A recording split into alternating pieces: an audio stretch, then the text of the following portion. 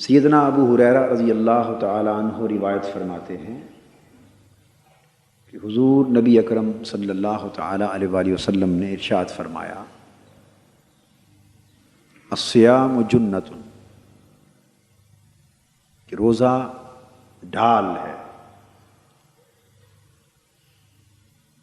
کس چیز سے ڈھال ہے؟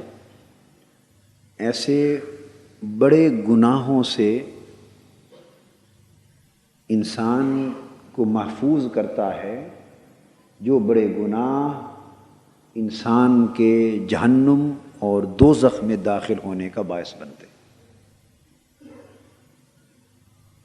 ڈھال ہمیشہ حفاظت کے لیے استعمال ہوتی،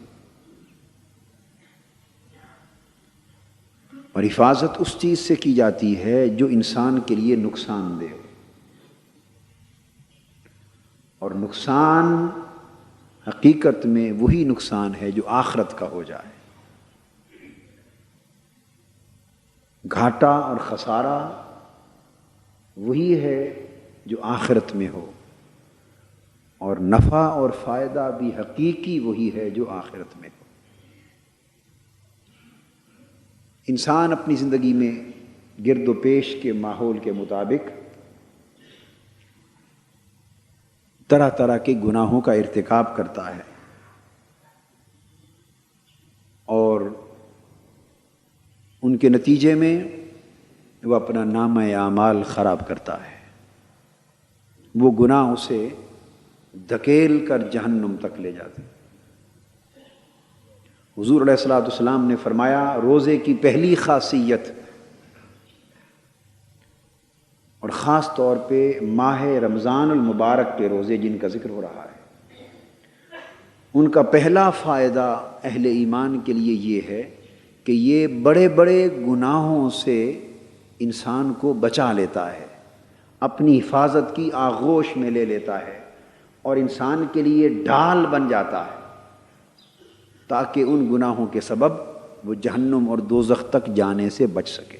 اس کا ایک پہلو یوں بھی ہے کہ حضور علیہ الصلوۃ والسلام نے ارشاد فرمایا، جب ماہ رمضان شروع ہو جاتا ہے تو فرمایا، اذا دخل شہر رمضان فتحت ابواب السماء وفی روایت فتحت ابواب الجنہ وغلقت ابواب جہنم وسلسلت الشیاطین۔ فرمایا جب ماہ رمضان المبارک شروع ہو جاتا ہے تو اللہ تبارک و تعالی تین فیصلے صادر فرماتے ہیں۔ ایک یہ کہ آسمانوں کے اور جنت کے دروازے کھول دیے جاتے ہیں،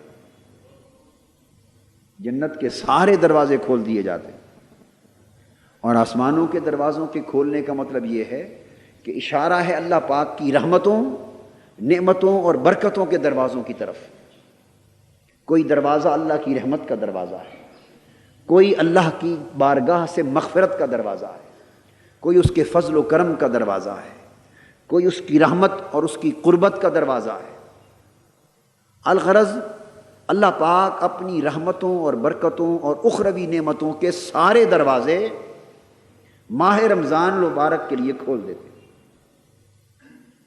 اور جنت کے سارے دروازے بھی کھول دیے جاتے۔ اور صرف اتنا کرم نہیں ہوتا کہ جنت کے سارے دروازے کھول دیے جاتے ہیں، مطلب اس کا کیا ہے؟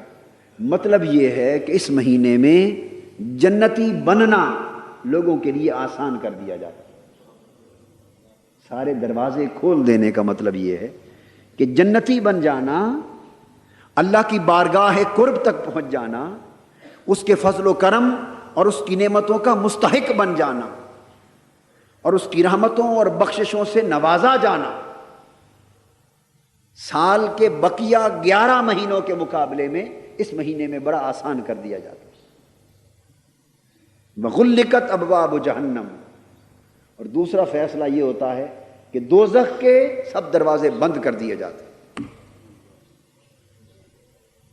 دوزخ کے دروازے بند کر دیے جاتے ہیں۔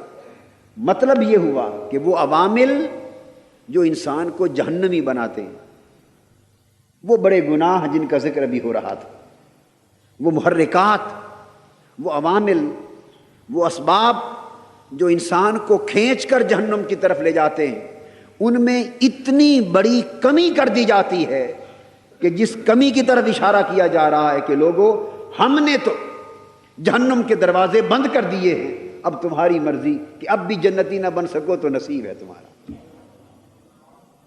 یعنی ہم نے تو جہنم کے دروازے بند کر دیے، جنت کے دروازے کھول دیے، یعنی تمہیں ایک ایسا ماحول عطا کر دیا جس ماحول میں دوزخی بننے کی گنجائش کم اور جنتی بننے کی گنجائش زیادہ ہے۔ اب تمہارا نصیب ہے کہ پھر بھی اللہ کی بارگاہ کی رحمتوں کی خیرات نہ پا سکو۔ وَسُلْسِلَةِ الشَّيَاطِينَ، اور تیسرا فیصلہ فرمایا کہ شیطانوں کو زنجیروں سے جکڑ دیا جاتا ہے، شیطانوں کو زنجیروں سے جکڑ دیا جاتا ہے۔ دو عوامل ہوتے ہیں انسان کو گمراہ کرنے کے، ایک خارجی عامل وہ شیطان کا، ایک داخلی عامل وہ انسان کا نفس۔ تو اللہ پاک نے فرمایا کہ ہمیشہ انسان جب برائی کر بیٹھتا ہے تو کہتا ہے کہ لعنت ہو شیطان پر، اس نے مجھے بہکا دیا۔ بے شک وہ شیطان لعنت کا مستحق ٹھہرا، مگر شیطان کے بہکاوے میں آ جانا یہ زیادہ تر بدی اور تباہی اور ہلاکت کا باعث بنتا رہتا ہے۔ فرمایا کہ ہم اپنے بندوں پر اتنا کرم بھی کرتے ہیں کہ جتنے شیطان ہیں انسان کو بہکانے والے، ان کو اس مہینے کے لیے جکڑ کے بند کر دیا جاتا ہے۔ گویا خارجی عوامل بھی روک دیے جاتے ہیں، بس صرف ایک اندر کا عامل انسان کا اپنا نفس رہ جاتا ہے، صرف ایک اندر کا عامل رہ جاتا ہے انسان کا نفس، اور پھر اس نفس کی اصلاح کے لیے روزہ عطا کر دیا ہے کہ صبح سے شام تک اللہ کی رضا پر روزہ رکھنا، اور رات کو اللہ کی رضا میں قیام کرنا، اور پھر قیام کے دوران اللہ کا کلام سننا۔ یہ وہ تین کام ہیں جن سے نفس کی اصلاح ہوتی ہے۔ تو فرمایا لوگوں، نفس کی اصلاح کا ماحول عطا کر دیا، شیطانوں کو جکڑ دیا، دوزخ کے دروازے بند کر دیے، جنت کے دروازے کھول دیے، اور سراسر رحمتوں اور برکتوں کا ایک ماحول عطا کر دیا۔ کیا اب بھی کمی ہے اس بات میں رہ گئی کہ تم مولا کے شکر گزار بندے بن جاؤ، تم متقی بن جاؤ، اللہ کی رحمتوں، نعمتوں اور جنتوں کے حقدار بن جاؤ؟ اگر اب بھی نہ بن سکو تو اس سے بڑی بدبختی اور شومی قسمت اور محرومی اور کیا ہوگی۔